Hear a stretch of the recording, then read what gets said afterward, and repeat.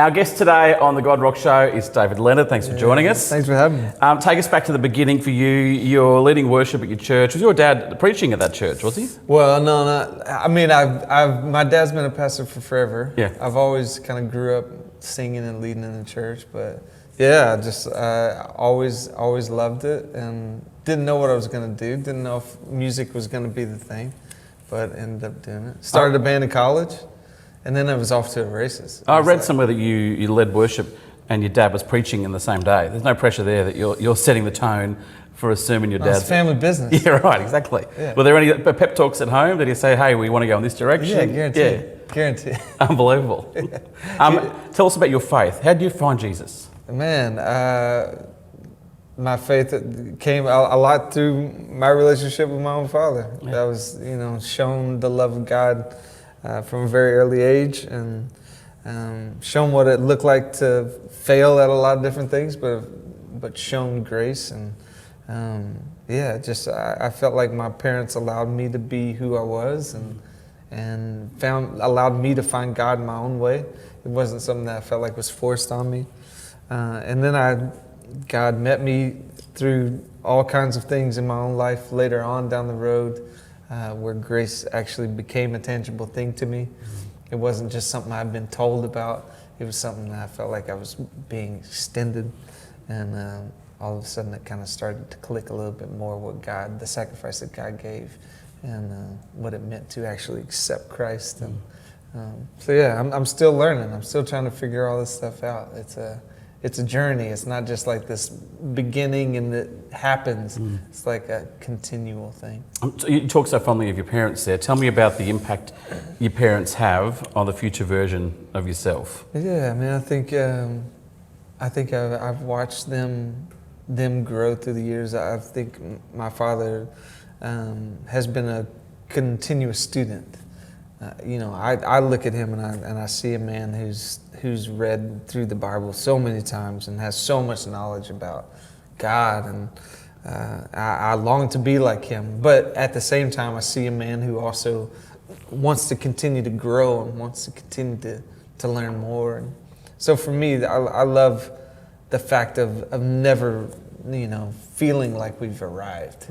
And I feel like that's a thing that I've taken away from him, going, hey, each season's going to change. You're going to learn new things in each one of these things. So just keep your head up and keep going. You've been in bands, you've been in groups, you've done worship. What was the passion early on? Was it rock music? Was it worship? I think I just learned to play guitar because I wanted to impress the girls. Yeah. That's why I started playing guitar. That's why most of us play the guitar. I appreciate the honesty. I mean, if we're being honest. But then I think you just fall in love with music, and then you start to realize that you can't do anything else, and this is it. If we're being honest, I sang a duet on a Christian youth camp once to an Amy Grant song with a girl, just so I could hold her hand. That's amazing. Yeah. That's amazing. And I thank Amy Grant to this day. You've been successful in your music career so far. What does that do to you? How does it change you? Does it inspire you to do more? Does it put pressure on you? No, I mean, I think for me, it's made me realize that I have no idea what I'm doing in this stuff. I think Grady Lord is a perfect example. It's one of those things that when we wrote it, I was like, yeah, it's a fine song. Never thought that anybody would sing it outside of our four walls of our church. And then all of a sudden you're singing it at your church in Australia. It's like kind of crazy. Yeah. But I think for me, the big takeaway is just, I have no clue what I'm doing, and just hang on. So. Well, then all of a sudden things step up a notch. Grammy nominated. Yeah.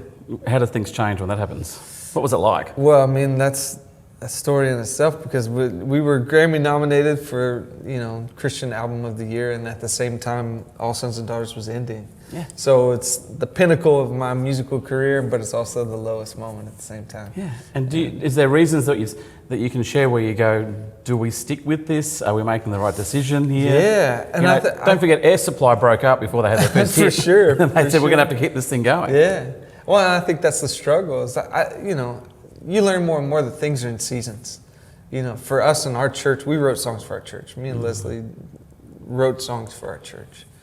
And, the seasons had kind of changed through our church, and things were happening. And so that became the thing that that at the end of the day, when we didn't have the church stuff, it was like, oh, we could write songs, but it just wasn't as special as what it was whenever we were creating for this congregation, this body. And instead of just going, we decided, hey, it was a really sweet season, and let it just be that. And so people don't put enough emphasis on a season. No. Yeah. Well, it doesn't have to go forever. We choke them out. Yeah. Because we hold on to them too tight. And I do it all day. You know, I want things, when stuff's really working, you try to figure out how to keep it working. And you end up, majority of the time, choking it out. Talk to me about the musical journey, or the journey that God's got you on, from where you've been to where you're going. Yeah, so I mean, coming out of the All Sons and Daughters thing, I end up producing more. So I produce, I write, and I do that a lot around the studio. So I'm constantly creating, but then at the same time, I start looking at some of these songs and I'm realizing, hey, these are my songs. And so that's when I started putting out songs under my own name and doing the solo thing. And so it's been sweet. I feel lucky to be able to still be doing this. I've been in Nashville for 17 years now, and it's just it's one of those things I've seen it change a lot. And but I love it. I love Christian music. I love the community of who it is, and I'm just happy to be here. You're ready to move on to the next thing. Yeah. Are your fans ready? Do you have to bring them along kicking and screaming? Well, I mean, I think that's the beauty of Christian music fans. A lot of people, they don't know who's in bands. You know, they love songs, which as a songwriter, that's kind of special, you know, because they attach on to something and they take it on as their own, which is really fun. And I think for me, it's like, hey, I want to acknowledge what I've done in the past, and because I'm so grateful for it. But I'm excited for what the future holds. You're moving on to a new phase in your career. How hard is it to break in, break through, be heard? Yeah, I mean, it's extremely difficult. Yeah, right. It's like I have no idea what I'm doing. I just keep showing up, man. Yeah, I don't know. I think more and more God has the ability to do all kinds of things, and I think that if you continue to show up and that you just keep doing the things that you feel like He's calling you to do, that no matter if it's to thousands or if it's to 10 people, you know, you learn that you just got to keep doing it. How does your current mood, your current state of mind affect the day-to-day in terms of, all right, I'm leading worship tonight. Yeah. This is how I feel. These are the songs I'm going to choose. Yeah. How do the two work hand in hand? Yeah, I mean, I think my mood greatly dictates, you know, where I'm at. But at the same time, I try to sit in this whole, like, you know, what does the congregation need more than I need?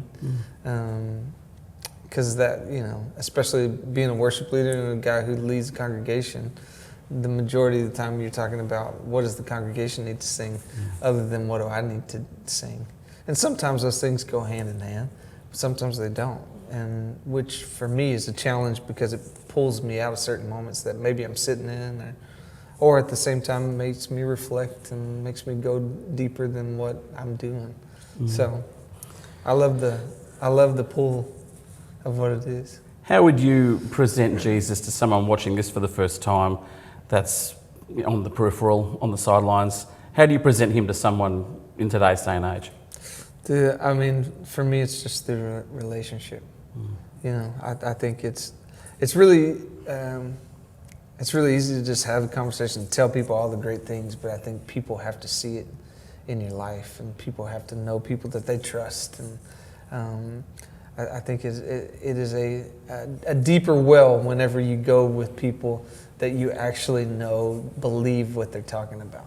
I think it's real easy to listen to somebody say something or tell you something really grand, but at the end of the day, you know, I've always been skeptical, like, do they really believe what they're talking about? And that's why, you know, I try to do this thing relationally of like digging in with my friends and the people that I meet and having real conversations and allowing questions and allowing people to be where they are, but continually showing the love of God. He calls us to love Him, and He calls us to love people. And for me, loving people and loving Him, they tend to shine through way more than me trying to tell people about who God is. You're seeing impact with your music. What impact do you see? Someone stops you in the street. What do they tell you about the songs you've written? Yeah, I mean, I think it's always mind-blowing when people come up to you and tell you that they, you know, especially with Grady Lord and things like that, where people would have sung it in hospital beds, especially through COVID, where people couldn't breathe, and people would sing these songs over their loved ones' hospital beds, and it's I don't take it lightly. It's like, it's not just music. This is like real stuff that actually changes lives. What's your encouragement for people who have just discovered you as an artist? You know, you've been working at it for so many years. Yeah, go play it all, man. Go listen to all of it. I don't. There's a whole back catalogue there. Tell all your friends. Yeah. No, I don't know. I just. Well, what's your encouragement for them, I guess, in their faith journey? Yeah. Your songs play a part in that. Just keep going. Yeah. Just keep going. I mean, it's seasons. Yeah. You know, no matter what the season's looking like right now, tomorrow doesn't mean the season's there. So maybe it's good, maybe it's bad, but keep holding on, keep looking up, holding on to faith. This is David Leonard on the God Rock Show.